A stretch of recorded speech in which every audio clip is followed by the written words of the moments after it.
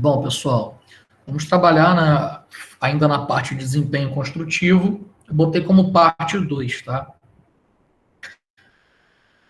Bom, na aula passada, né, o nosso foco de desempenho produtivo não é o foco. Nós destacamos o conceito de inovação tecnológica, né? Inclusive, eu trouxe esse slide para cá, né, que você pode, para relembrar, né, quando a gente fala de desempenho, de qualidade, custo e prazo, né, essa é a pirâmide que é o maior choque, né, a parte de controlar a qualidade, controlar os custos, controlar os prazos. Né? E isso pode ser aplicado a toda a sua obra, a todo o edifício ou uma parte dele. Tá? Poxa, a sua obra, o seu projeto é o edifício inteiro. Não é apenas, né, a sua empresa não é apenas parte do serviço, é o edifício inteiro. Mas mesmo assim você pode aplicar, né, o conceito de desempenho, de avanço em termos de desempenho, fazendo análises de qualidade, né, custo, prazo, em relação aos serviços que serão executados. Tá? Você pode fazer, ou seja, uma análise, uma melhoria no processo de produção, uma análise micro ou uma análise macro. Né? Então, o desafio para a gente era exatamente esse: produzir com qualidade, né, baixo custo, dentro do prazo. Então, o foco da aula passada foi exatamente esse aqui. Né? E para produzir com qualidade, baixo custo e dentro do prazo, você tem que tomar cuidado. Eu trouxe essa novidade para a gente, em relação à aula passada. Atender às exigências e requisitos de desempenho proposto pela ABNT-NBR 15574, né, a versão mais atualizada de 2013. Ah, mas já está antigo. Não, de repente ainda não precisou de uma nova atualização, aí que está. Né? De repente não precisou de uma nova atualização. E aqui está uma forma interessante de apresentar a norma. Tá? Vocês já devem lidar, ou devem ter lidado, né, com várias NBRs diferentes. Tá? De uns 2 a 3 anos para cá, a ABNT mudou a forma de escrever as suas normas. Antes era NBR e o número, e o ano. Agora obrigatoriamente, você tem que escrever ABNT, depois NBR, depois o número e o ano, a versão dela. Né? Então, uma forma interessante de aproveitar que a gente está falando sobre norma, né, e destacando pontos importantes, né, a gente destaca a forma de escrever. Você vai escrever uma outra NBR. Para uma coisa não oficial, você até pode ir no hábito NBR, o número e ano, mas um documento oficial você escreve ABNT, NBR, o número da norma, traço da divisão, se houver, aqui no caso, a disposição da norma é a geral, não botou traço 1, traço 2, traço 3, nem traço nada, mais barra o ano, né?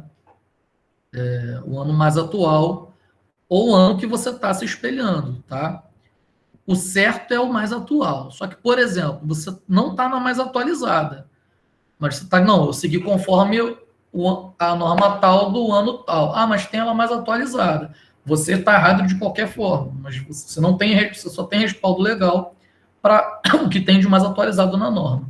Mas você tem um respaldo filosófico de que você não está muito longe daquilo ali. Você vai corrigir, mas você não está muito longe porque, né, a norma atualiza, ela não muda da água para o vinho, né? Ela vai modificando a sua coloração, usando a comparação. Ok? Bom, é fácil. O cara bom para responder isso é o Marco. Marco está online. É fácil, Marco. Marco Aurélio, é fácil lidar com isso? Essa tríade para atender os requisitos da norma? Não é. Se fosse fácil, o Marco ia escrever com certeza que era fácil, que ele tem muita aplicabilidade em relação a esses conceitos que a gente está usando. Tá? Não é fácil. O que acontece é o seguinte, né? Se fosse fácil, não teria levado, lembra da aula passada, né? 30 anos de evolução para a consolidação do determinado conceito de construção, de obra. A gente pegou um exemplo de 30 anos e fizemos comparações, né? Não levaria tanto tempo se fosse tão fácil, né? Essa aqui é a ideia. Mas é possível? É. Como é possível? Deixa eu voltar aqui. Como é possível? Pegando aquela norma, né? A BNT-NBR 5575, de 2013, botando ela embaixo do braço. Quando você for trabalhar, né, com desempenho de estabilidade, falando de qualidade, baixo custo dentro do prazo. Você andar com a norma embaixo do braço. Qualquer exigência que você quiser, requisito de desempenho, tem que bater com o que diz na norma. Se teu cliente quiser diferente, ou o seu contratante quiser diferente do que fala a norma, você tem respaldo legal a se negar a fazer. Né? O Marco incluiu aqui, ó, tem muita dificuldade em elétrica. Elétrica de baixa tensão, Marco? Ou de alta tensão? Consegue aprovar uma reforma de elétrica quando dá a garantia de 10 anos. Aí eles sabem que estão no caminho certo. Então, de baixa tensão é a BNT-NBR 5410. Ela não é uma forma difícil, ela não é uma norma difícil, não. Ela é uma norma. Ela não é uma norma difícil de você interpretar. Inclusive, a gente já trabalhou na nossa disciplina de sistemas prediais elétricos, exatamente se baseando nela. Ela não é uma norma difícil, sabe? De interagir, de fazer isso aqui que a gente está falando, sabe? De você fazer se baseando em norma. Ó, segundo a norma vigente, 2004, valendo em 2005, né? A BNT-NBR 5410, ela afirma isso, isso e isso, eu vou fazer assim, assim, assim. Cálculo de condutor, dessa forma. Como é que ela indica o mínimo? Dessa forma. Não é difícil trabalhar com a BNT-NBR 5410, Marco, porque ela prevê sempre o mínimo necessário. Então, se você se basear na norma, você inclusive consegue fazer um melhor controle do custo, né? Qual o mínimo para esse ambiente, o projeto? Aí você, de iluminação, tomada de uso geral, tomada de uso específico. O mínimo é esse. Você pode se basear no mínimo e você vai ter um bom controle. Seu eletricista é muito técnico, não abre mão de forma alguma das normas. Exatamente, perfeito. Então você tem um profissional muito bom, né? Porque se por um acaso tiver alguma necessidade e o cliente entrar com um processo, se você está baseado em normas, você tem respaldo legal. O cliente até pode te botar um processo, mas você vai apresentar o que a norma exige, o que foi feito dentro das normas, Ainda pode usar NR10, né? Ainda pode usar NR12 se por um acaso trabalhar com algum equipamento, que aí você usa, né, a segurança né, de pessoas e equipamentos, né? Em utilização com equipamentos. Ainda pode, se for usar equipamentos, ainda pode associar, né? E você não vai ter problema nenhum. E faz alta também, né? Mas a sua dificuldade é pegar o seu trabalho e se basear na norma, eu não entendi. É pegar o seu trabalho e se basear na norma?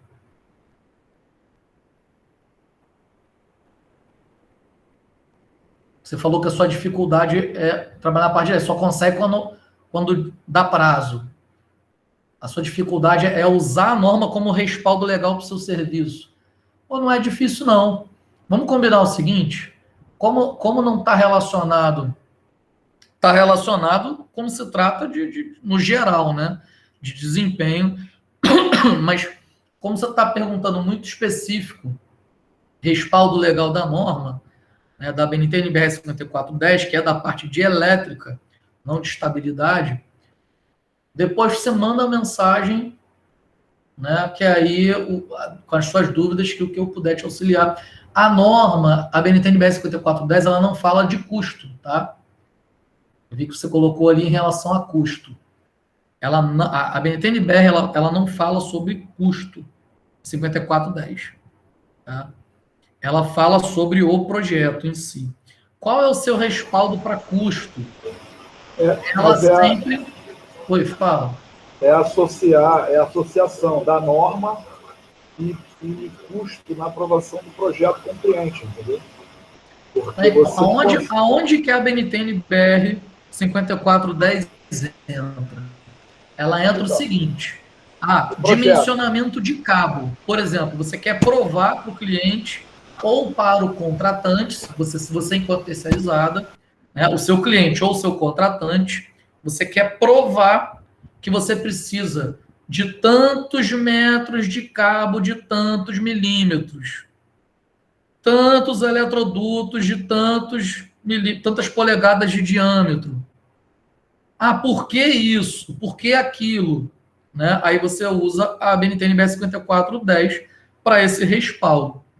Você vai ter que gastar mais, porque você vai ter que botar cabo de 10 milímetros por causa disso daqui. Aí você vai lá, bota o dimensionamento do cabo, naquele caso, dos cabos, para aquele projeto, mostrou o cálculo se baseando... Olha aqui a norma, tá vendo? Se baseando na norma.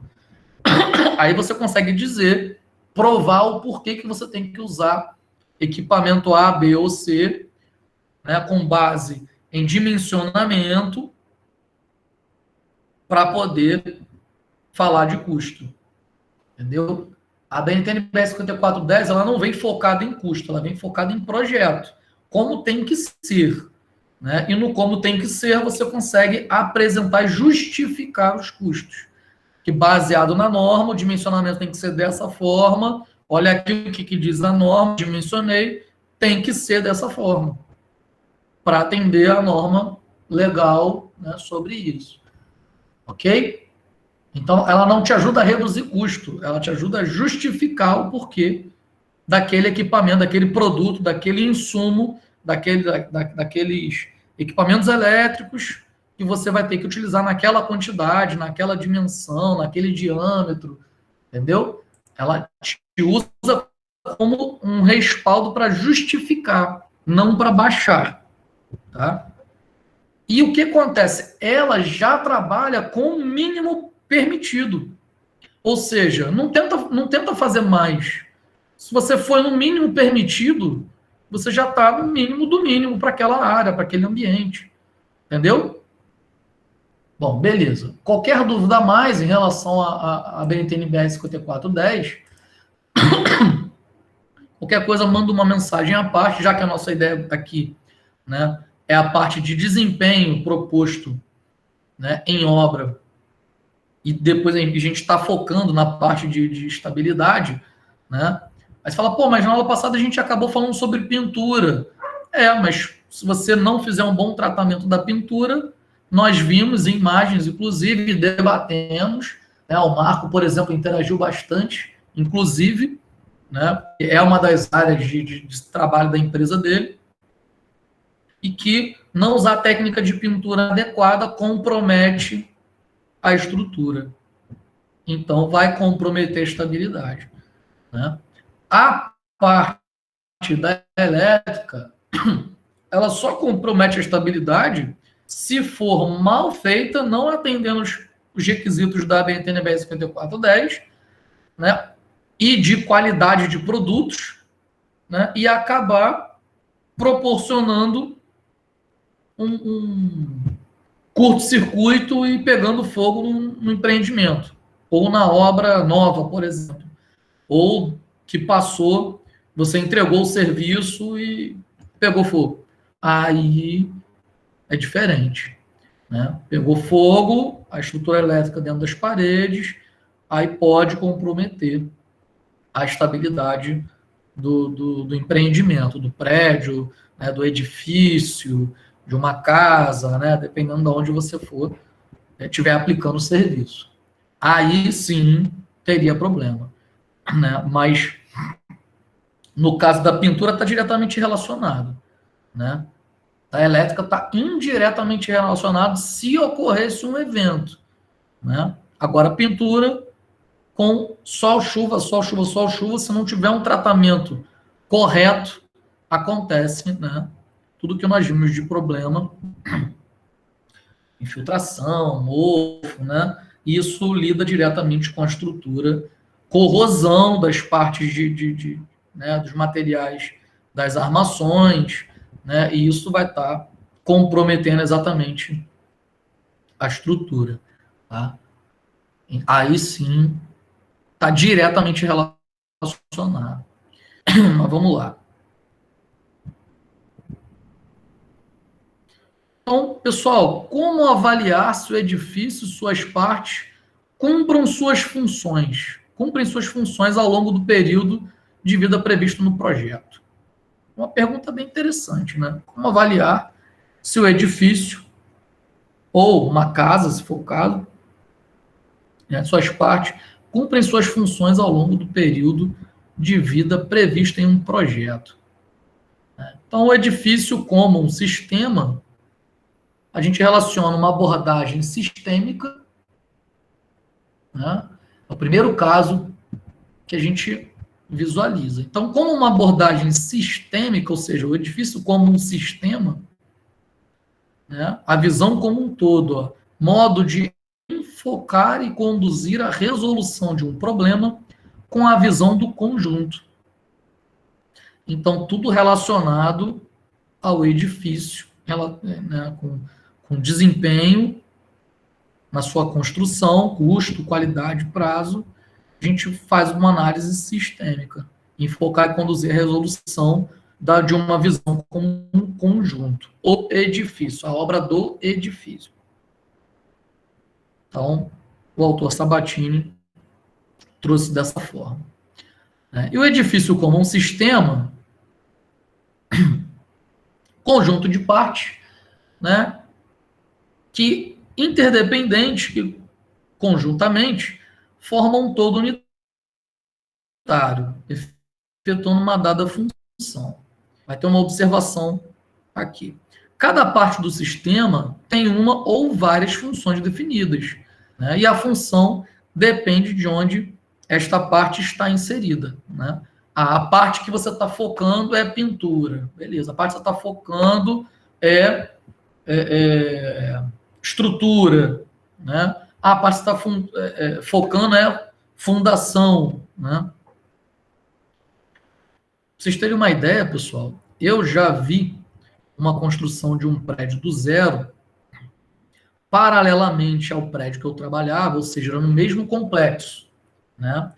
Eles derrubaram um galpão para construir um prédio. Depois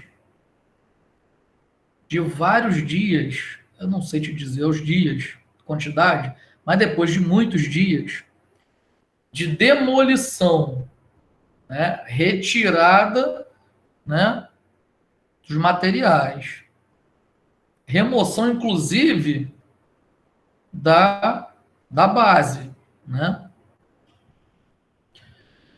Tratamento do solo para suportar aquele peso. E criação de uma nova fundação levou tempo. Eu não me lembro o tempo necessário, mas foi um bom tempo. Não lembro se foi 30 dias, sei que. E era uma equipe boa. Iam construir um prédio no lugar do galpão, dentro daquele setor colado no prédio que eu trabalhava. Né? Todo aquele complexo era da mesma empresa, tá? Porque o meu foco era aquele prédio. Haviam outros prédios no meio, tinha, bem próximo do meu prédio, tinha um galpão, demoliram tudo, trataram o solo, né? Para subir um novo prédio. Então, aquela fundação, depois de muitos dias, aquela nova fundação, e o engenheiro nunca aparecia. Então, teve um erro entre o projeto e a fundação, que quando o engenheiro percebeu, ele com a planta na mão, olhando a obra, né, já tinha toda a fundação pronta, né? Só faltava tirar madeiras e tal. Então, a fundação já formada, pronta, já seca, para começar a subir. Ele analisando a planta, olhando a fundação, está errado. Está errado. E ele conseguiu provar que estava errado, de fato estava, né? Fizeram o desenho da fundação como se fosse invertida o prédio, né? De uma forma que não tinha que ser. Ou seja, a fundação ia ficar de uma forma, iam construir o prédio de outra forma e não ia ter sustentação suficiente, né, nos pontos certos. Né? A fundação está ali para isso. Nos pontos certos, resultado daquele prédio que iam construir, já devem ter construído, por sinal, já faz um bom tempo, aquela estrutura ali ela poderia ser passível de cair, né? De desabar, porque ela tem pontos chaves que não tem fundação certa para ele. Então, a sorte é que esse engenheiro entendeu, visualizou aquilo ali, entendeu, pegou o furo e perderam mais um monte de dias para quebrar o que estava errado, né? Tratar o solo onde tinha que fazer o certo e esperar secar, o tempo de secagem, para continuar a construção. Então, eu trouxe aqui, né, um ponto, né, da fonte, quando a gente fala em função. Ok? No nosso caso, a aplicação é serviços diferentes, né, funções diferentes. Então, eu trouxe aqui, né, subsistemas, tudo falando sobre estrutura, vedação, exterior, interior, predial, e os principais componentes e elementos, a gente comparar. Então, na estrutura, né, fundações e superestrutura. Sapatas, estacas, vigas, baldrames, pilares, vigas, painéis, lajes, escadas. Então, isso aqui está relacionado à estrutura, fundações e superestrutura. Falou de vedações exteriores. Nós temos vedações verticais e horizontais. Então, divisórias, aberturas, portas e janelas, pisos, né, terraços e terraços, coberturas, né, toda a parte de vedação exteriores. Vedação de interiores. Pessoal, se quiser interagir via áudio ou via chat, fica à vontade. Vedação de interiores, né, também verticais e horizontais. Divisórias também, aberturas também, portas e janelas também, pisos e aberturas no caso de alçapões, né, ou vãos. Né. E sistema predial, distribuição de água, né, aquecimento e ventilação, distribuição de gás, a parte de elétrica, a parte de telecomunicações, transporte mecânico e eletromecânico, né, para fazer toda a parte da obra, transporte pneumático e gravitacional, e segurança. Tá? Então, relacionados a esses subsistemas, os componentes e elementos, ó, água fria, esgoto, água pluvial, distribuição, se tiver água aquecida também, você vai incluir água aquecida, distribuição de gás combustível, circuito de condicionador de ar, circuito de ar comprimido, né? Se vai trabalhar com transporte pneumático, né? Alta e baixa tensão, telefone para a parte de telecomunicações, circuitos de rádio e televisão para a parte de telecomunicações, elevadores, né? Escadas rolantes, disposição de resíduos sólidos, incêndios, queda de energia. Né? Então, trouxe componentes e elementos comparados aos subsistemas, né, do sistema que nós falamos, do edifício como um sistema. Né? Bom, conceito funcional. Quando fala de subsistema, né, uma parte do edifício que desempenha uma ou várias funções necessárias ao atendimento das exigências dos usuários e atendimento das exigências da norma também, tá, gente? Está aqui, ó, estrutura e superestrutura. Então, vou botar até aqui, eu vou até editar.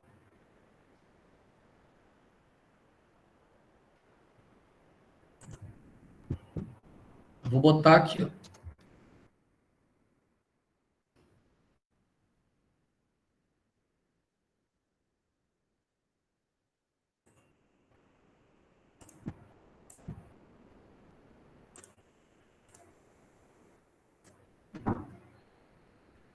Componentes.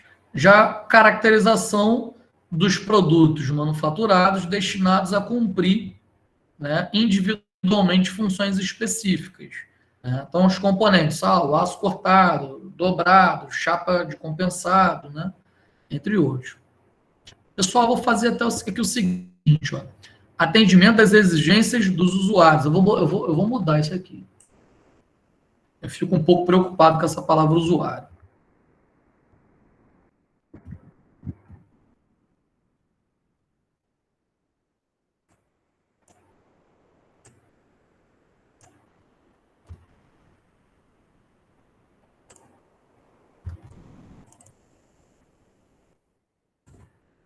Vou botar partes interessadas.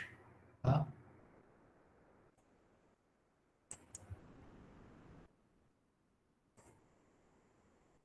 Vou botar partes interessadas. Só que eu vou botar com uma nomenclatura técnica, né? A gente aproveitar e, como é em inglês, eu vou botar em itálico. Tá? Stakeholders, tá? São as partes interessadas. Então, atendimento às exigências dos stakeholders, das partes interessadas em normas. Por que partes interessadas? Porque fala de usuário, né? Só que a gente tem que focar, né? Atendimento às exigências dos usuários. O usuário quem? Né? Trabalhador, cliente, fornecedor, vai estar entregando material ali, né? Então, terceirizado, então, botar as partes interessadas, tá? E, que é o conceito de, a gente usa tecnicamente a palavra stakeholders. E normas, tá? Eu fiz questão de botar, porque vocês repararam que com base na tabela anterior, tem norma para tudo aquilo ali.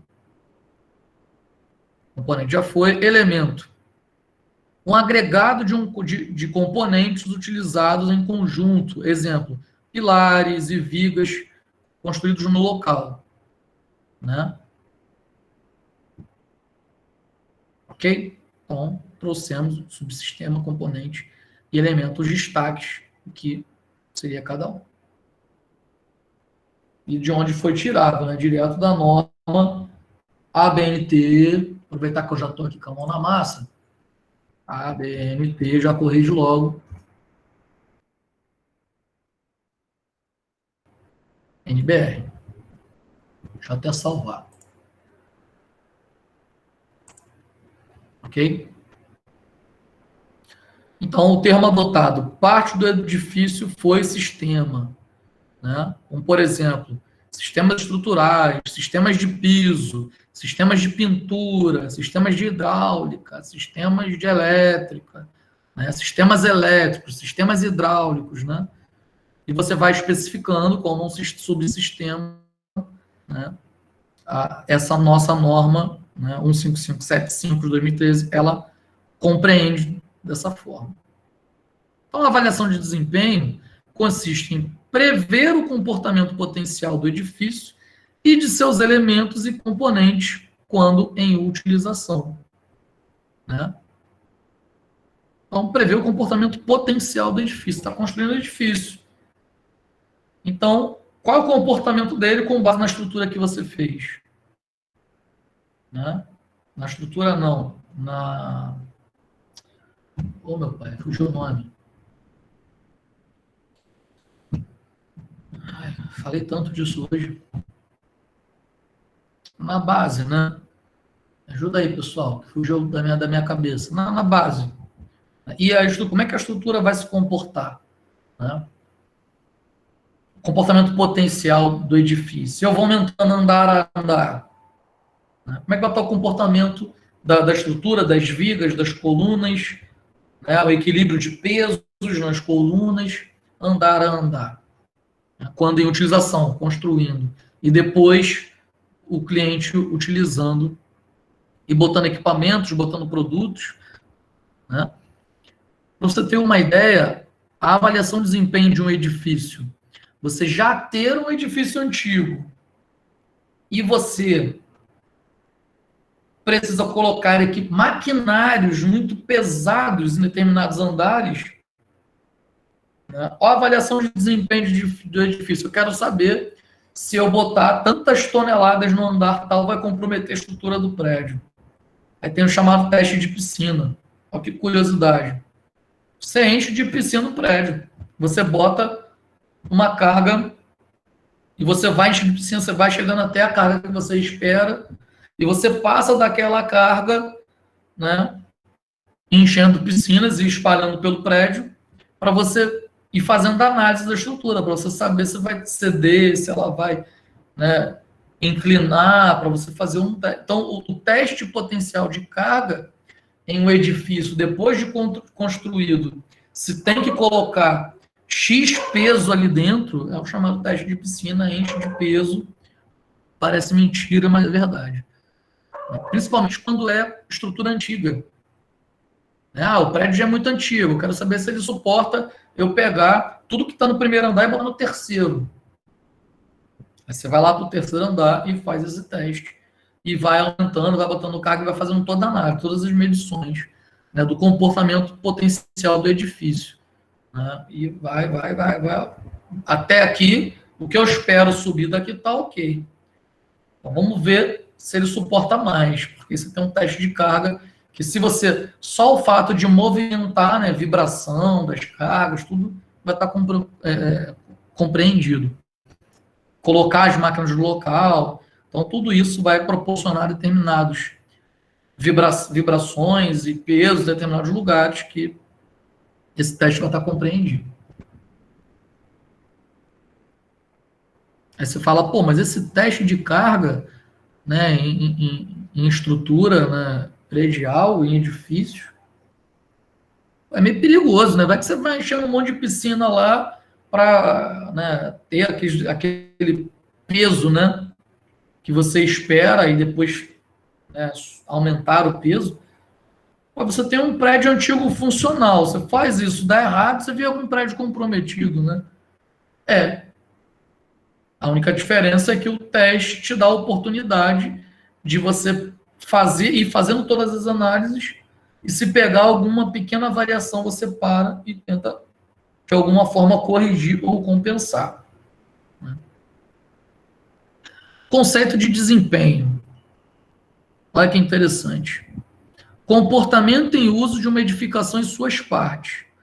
Né? Então, você tem aqui, ó, revestimento de fachada, você tem o carregamento e você tem as intempéries. Ó. Então, o revestimento de fachada e o carregamento tem que estar capaz, né, de suportar isso aqui. Tem que ser capaz. Lembra da aula passada? O exemplo da historinha lá. Então, o edifício ou suas partes devem cumprir suas funções quando sujeito a ações diversas da natureza ao longo da sua vida útil. Tá? Aqui não está escrito, gente, mas eu ainda incluiria aqui vibração. Tá? Ainda incluiria aqui vibração. Não é uma condição natural, mas ruído também pode não ser. Pode ser uma outra obra, pode ser uma avenida, pode ser um viaduto, né? Pode ser uma série de outros fatores que produzem ruído. Então, eu ainda incluiria aqui vibração. Eu vou incluir vibração.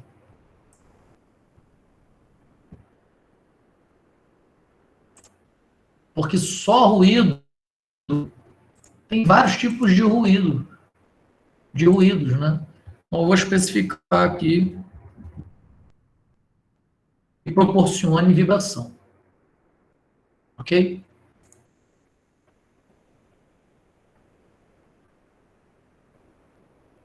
Então, poeira, poluição, luz, calor, radiação solar ultravioleta, né? Que é a agressão muito mais alta, chuva, vento. Inclusive, o Mauro comentou, Mauro não, Marcos, comentou na aula passada sobre técnica de pintura, né? E que já existem, né, produtos que você consegue melhorar e prolongar a vida útil de toda a tua estrutura só com as técnicas de pintura, né? Então, o conceito de desempenho, né? Então, o desempenho de um produto é o resultado do equilíbrio dinâmico que se estabelece entre o produto e o seu meio. Ainda iria além aqui, o desempenho de um produto ou serviço, né, o resultado de equilíbrio dinâmico que estabelece entre o produto ou serviço e seu meio. Então, quando você fala de uma viga, né, você está analisando uma viga, você está fazendo teste de carga na viga para saber se ela vai suportar peso aqui em determinados pontos.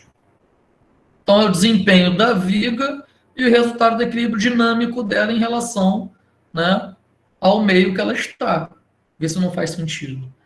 Né? Nós vamos trabalhar a parte de cálculo de carga, né, em viga. Faz parte da nossa disciplina. Então, ela entra no conceito de desempenho. Então, o desempenho só pode ser observado em situações reais de utilização.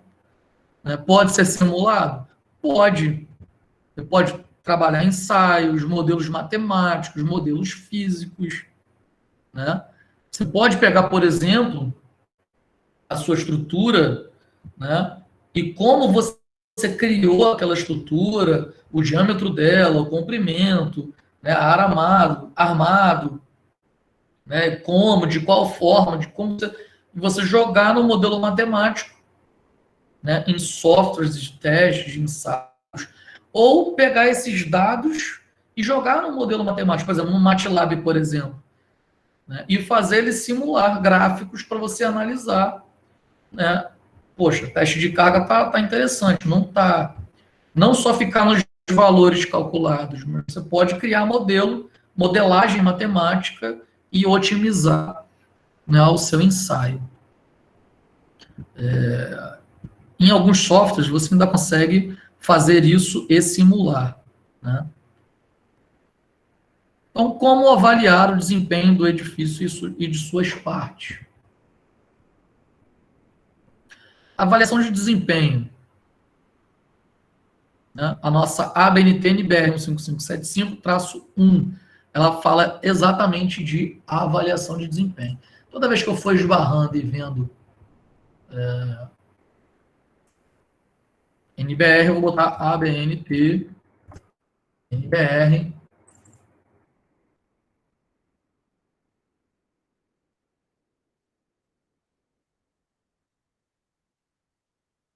Vou acertando. Tá? Bom, exigências do usuário. Então, conjunto de necessidades do usuário da edificação habitacional, por exemplo. Né? Então, essa especificação existe na norma. Conceito de desempenho. Então, está relacionado a ISO 6240. Né? Exatamente a parte de padrões de desempenho, de performance, né? Em edificações. Já nos 41, ela trata, né, da preparação, tá vendo? Princípios, né, e preparações, para preparações. Tá? Se for trabalhar em fatores considerados. Então, a parte de apresentação, a parte geral, né, se for falar da ISO sobre o mesmo desempenho, 6240, 6241, a parte de, né, princípios e preparação, né, dos fatores, né, que serão considerados. Então, a nossa norma que fala sobre as mesmas coisas é essa daqui. Se a ABNT-NBR não tivesse, como é que a gente escreveria? ABNT-NBR ISO 6240, né, ou 6241. Ok? E o que a norma internacional afirma, né, de exigência dos usuários?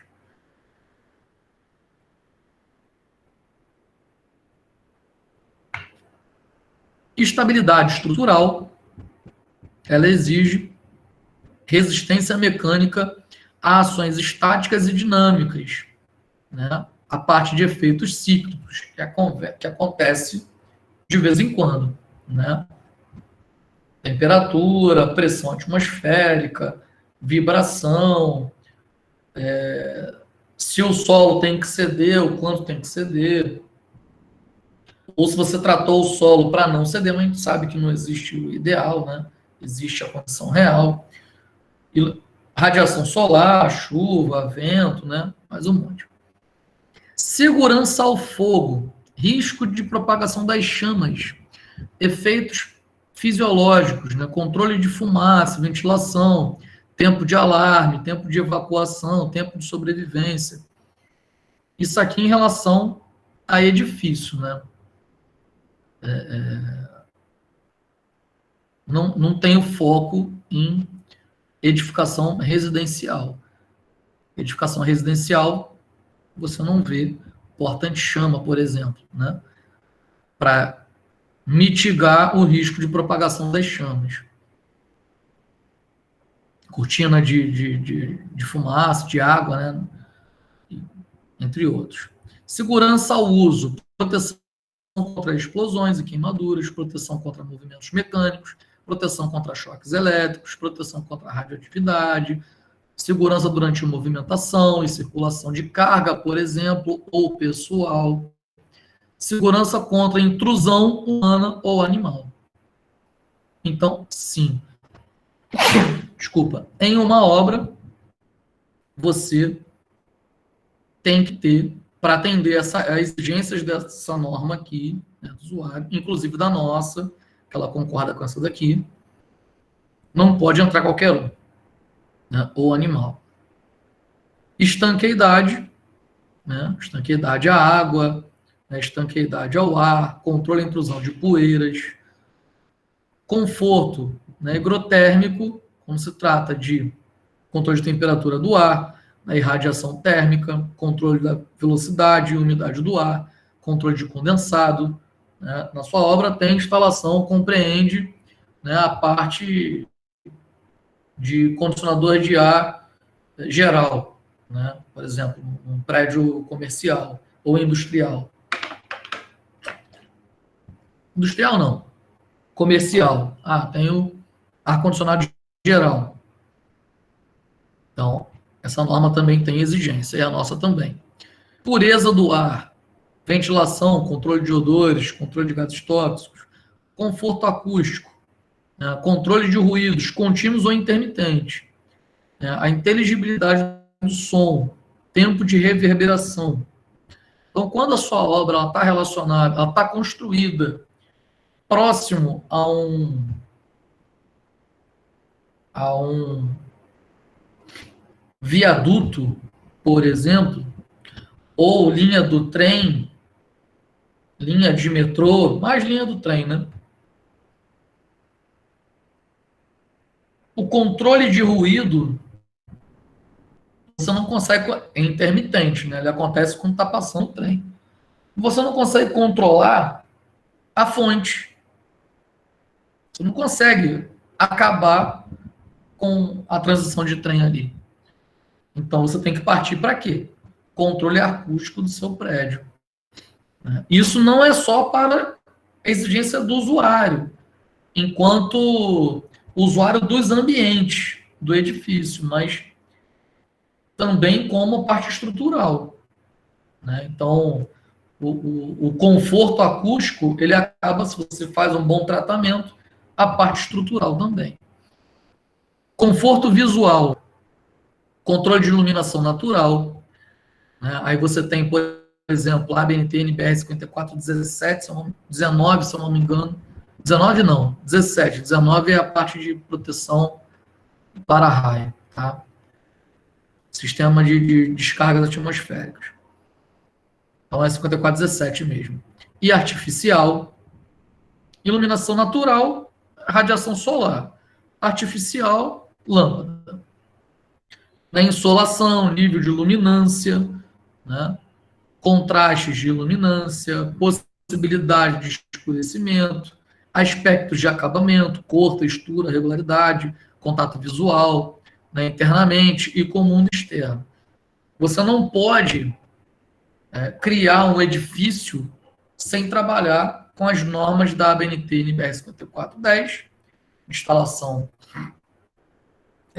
elétricas onde compreende a potência luminosa em cada ambiente, e você também não pode deixar de trabalhar com as normas de iluminância. A NBR 5417, se eu não me engano, ela vai falar exatamente sobre tipo de iluminação, luminosidade em determinados pontos, a distribuição. Se for cômodos diferentes, é permitido um valor diferente para ter um conforto visual, de luminosidade, entre outros. Conforto tátil, né? As normas destacam a aspereza e flexibilidade das superfícies, umidade, temperatura, né, nas superfícies. A ausência de descarga de eletricidade estática, né?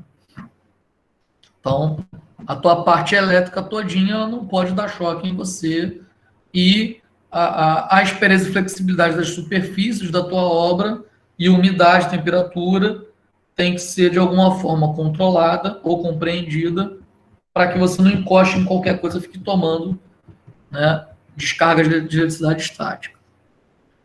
Conforto, isso você fala, caramba, essa norma, ela e a nossa, ela fala sobre isso? Ela fala. Né? Tá aqui os pontos de maior destaque. Conforto antropodinâmico, relacionado à limitação de aceleração e vibrações, né? Conforto dos pedestres, né? Em áreas ventosas, aspectos de residência e manobrabilidade humana. Tá? Higiene, instalações para cuidado com o corpo humano, suprimento de água limpa, evacuação de águas servidas, né? Materiais e fumaça. Gente, aqui na parte de conforto antropodinâmico, você consegue, inclusive, incluir, né, traçar um paralelo com outras normas para atendimento a pessoas com necessidades especiais. Tá? Que dependendo do tipo de edifício, ele tem que estar todo adequado para pessoas com necessidades especiais. Adaptabilidade a usos específicos. Por exemplo, número, tamanho, geometria, interrelações do espaço, provisões de serviços e equipamentos, flexibilidade. Durabilidade, conservação do desempenho durante toda a vida útil, possibilidade de manutenção e reposição. Né? Então, exigência do usuário. Você está trabalhando um edifício e você sabe que a validade dele era 10 anos antes de você estar ali, aí você fala, caramba, fiquei preocupado. Essa construção tem validade? O que eu estou fazendo aqui? Passou há 10 anos, o que eu estou fazendo aqui? Né? Então é importante que a conservação do desempenho durante toda a vida útil, né, do edifício e a possibilidade de manutenção e reposição. E economia, o que nós focamos na aula passada, né, em relação a prazo, em relação à qualidade, que é o custo de implementação, né, o custo financeiro, custo de operação e manutenção. Tá? Então, são pontos de destaque dessa norma que você tem um paralelo com a nossa norma, tá? No 5575. Então, a avaliação de desempenho, pessoal, ela está relacionada, trazendo aquilo tudo que a gente apontou das normas. A ideia é essa daqui, ó. Exigência do usuário. Ele quer trabalhar em paz. Ele quer usar aquele espaço sem medo que o teto caia sobre a cabeça dele. Então, segurança, habitabilidade e sustentabilidade. Então, as exigências de desempenho são um conjunto de necessidades a serem satisfeitas pelo edifício para que cumpra a função em condições de exposição previamente estabelecidas, que é o caso da norma. Né? Está lá, previamente estabelecido. Então, você pega o seu projeto, na hora de desenvolver o seu projeto, ele tem que atender a norma de desempenho. Não só norma de elétrica, norma de edificações, norma de desempenho. Então, ok. Incluir ela no meu projeto, então está em condições de exposição previamente estabelecidas. Então, a avaliação de desempenho, né, a gente já falou de exigência de usuários, ela tem que atender a condições de exposição também. Exposições não só solar, que está aqui na animação. Mas olha aqui, ó. Poluição. Não é o caso do Rio de Janeiro, né? Não é o caso do Rio de Janeiro. É engraçado, quando você vai para algum interior, inclusive dentro do Rio de Janeiro, chega à noite e você vê o céu estrelado diferente, né? Parece que tem mais estrelas. Parece um tapete de estrelas. No Grande Rio, você vê uma meia dúzia de estrelas em dia de céu estrelado. Uma meia dúzia não, né? Forma de falar. Por causa exatamente da camada de poluição que fica.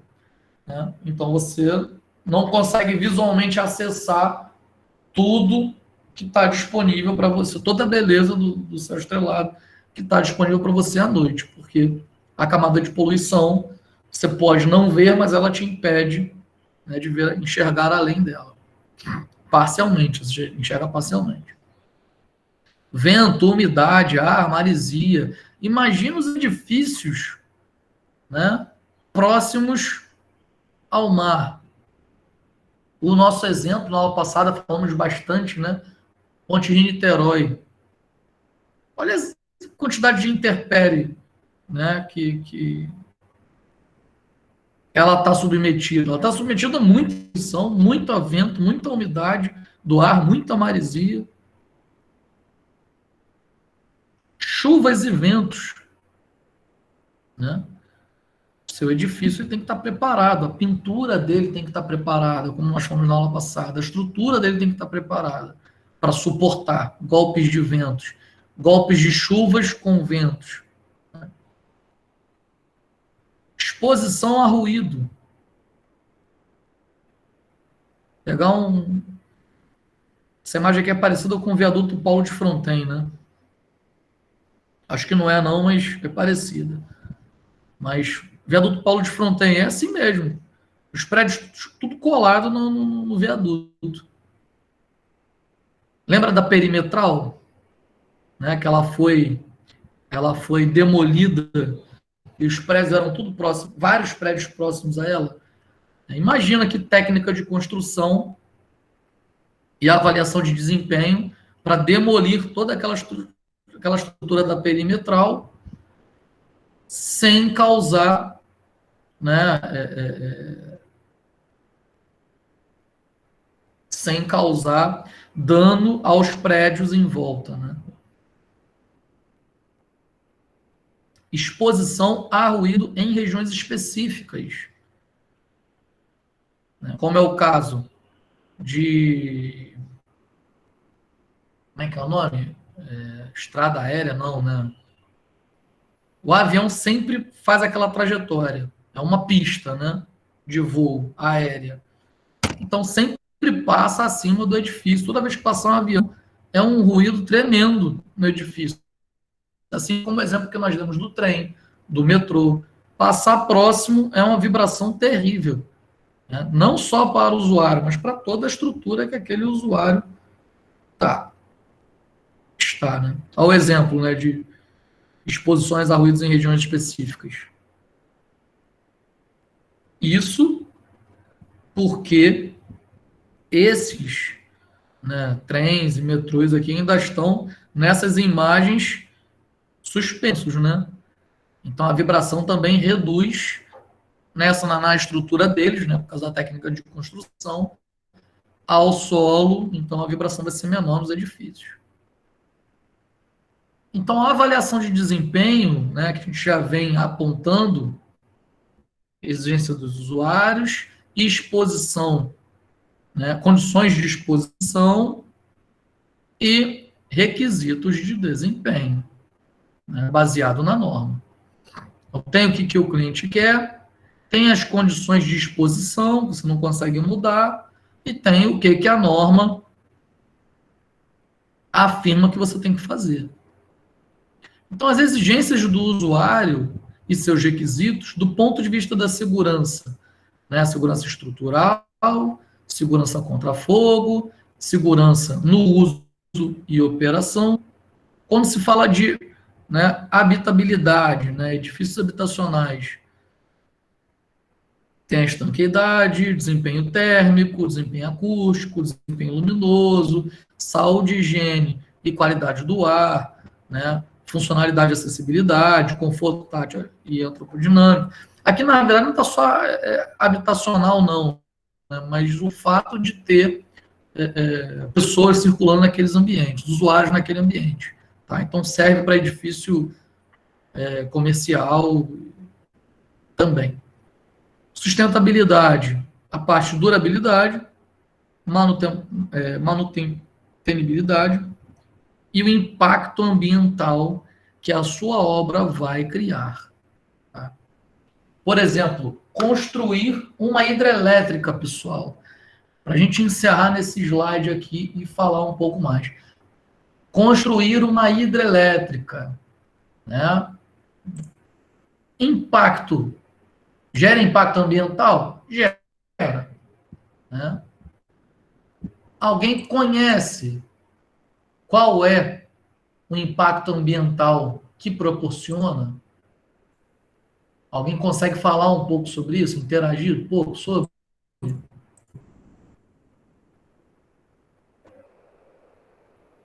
O impacto ambiental. Deixa eu destacar aqui onde nós vamos parar.